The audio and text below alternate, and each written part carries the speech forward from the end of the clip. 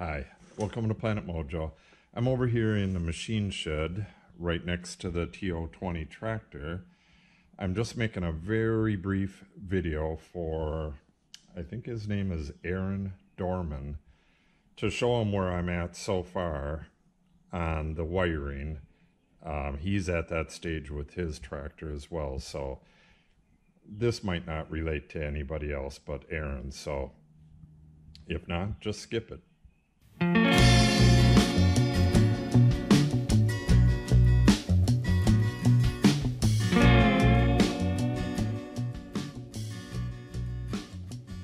Okay, Aaron, what we have here, this is, when this is converted to a 12 volt, the positive is now red.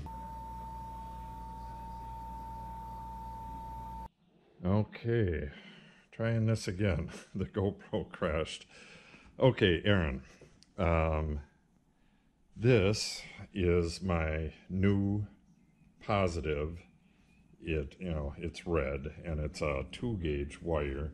This will go to the positive on the battery and it goes to the starter switch, which is down here on the transmission case.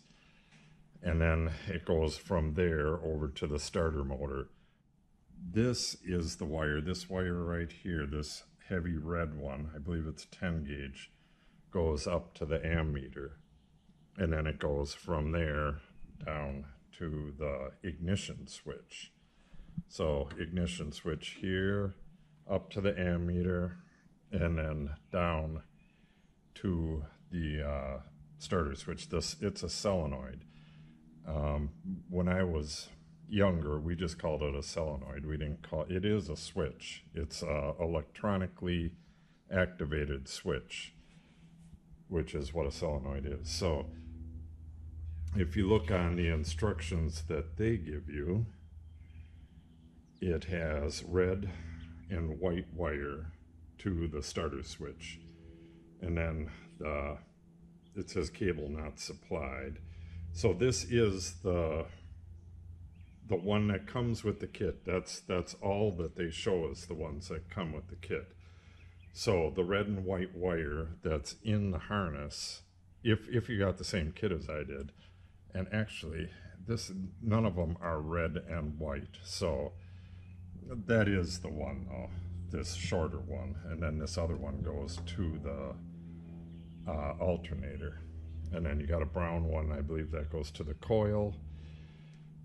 I'm doing an electronic ignition and a Pertronics coil. Well, both of them are made by the same company, so my wiring gets a little different over here, but this is pretty much how this needs to go. So, and right here would be that ballast resistor, and I've just jumped it. The instructions are a bit unclear as to whether it needs the ballast resistor or not, but I believe I covered that in a previous video, and I don't think I need it, but I used a jumper so I can put it in the loop if I do need it. So that's about it. I hope this helps you, Aaron. If you're not subscribed to the channel, I hope you do so now. A thumbs up would be great as well. Thanks for watching, and have a great day.